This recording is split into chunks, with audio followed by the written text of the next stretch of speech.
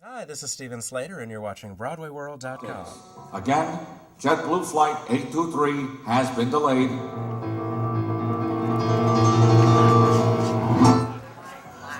Attendant for JetBlue, 20 damn years on an in-flight route. But today something happened that was long overdue. I kinda lost my goddamn mind. That kind of snap, yes, right there on the plane.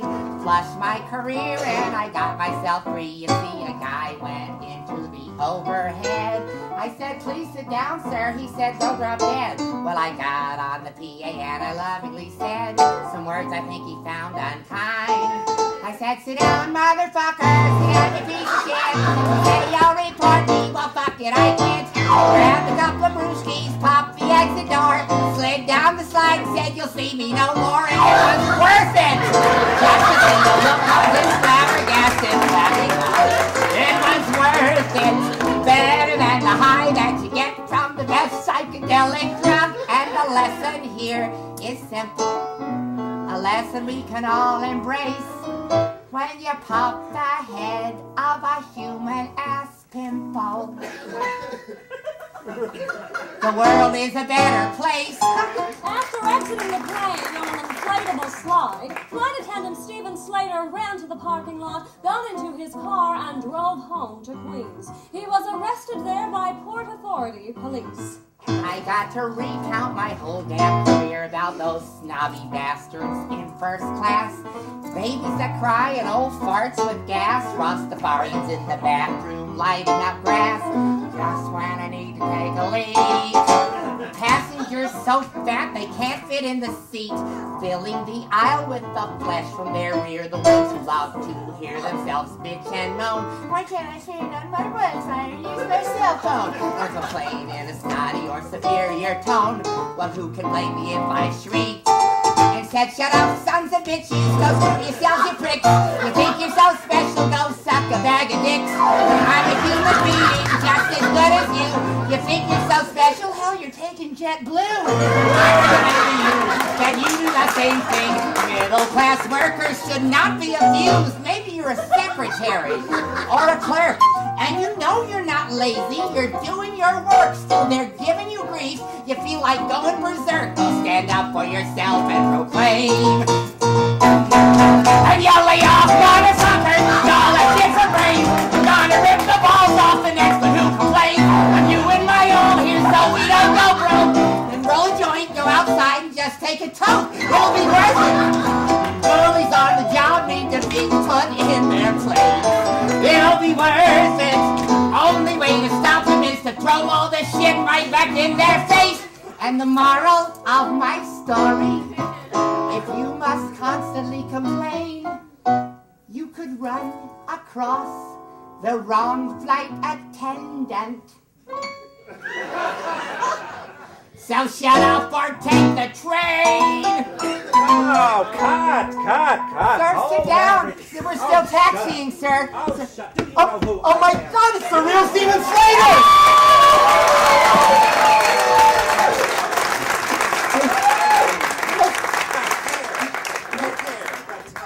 It's Navy, not Cerulli. Amateur. This was your off-Broadway debut? I guess you could certainly call it that, yes. Never had anything like this before. No, this is certainly a new adventure for me. Were you nervous at all, or did your time as a flight attendant prepare you to be around an audience and not really worry? Oh, it was just great fun. I mean, you saw that crowd. They were fun people enjoying themselves, and I was enjoying the moment, and we just had a good time with it. And no butterflies at all? Oh, sure, of course, absolutely. But it was a good time. What did it feel like? Well, it was exciting. You know, it's kind of heady and it's exciting.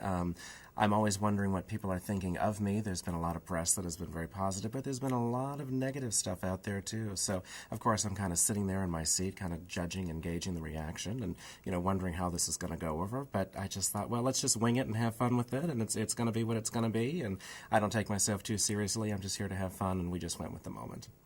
On a scale of 1 to 10, how do you think your corrections to the actor went? Oh, I think he was doing a beautiful job. I think he was a 10 way to go. Does it give you any impetus to want to be doing any shows or be on Broadway or study to be an actor?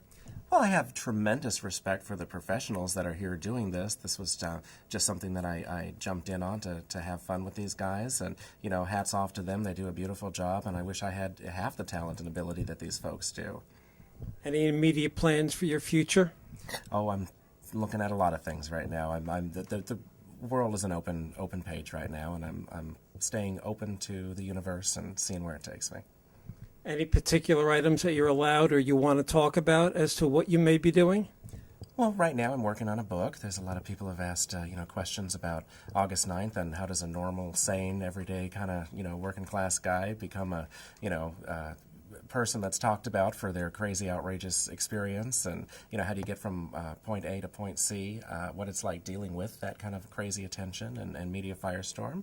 And I've had a kind of interesting life, and I'm kind of jotting some of that down and doing a memoir type thing. Everybody is really rooting for you. Well, I think it touched a lot of nerves. People understand what it's like to be underpaid and overworked and stressed in this economy. We're taking care of our aging and ailing parents and raising our children and trying to do more with less. And also, I think a lot of people know what it's like to fly today. It's not as fun as it used to be.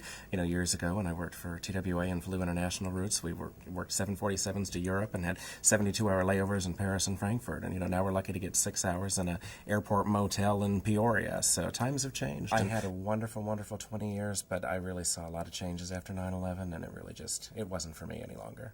You had been a flight attendant for 20 years.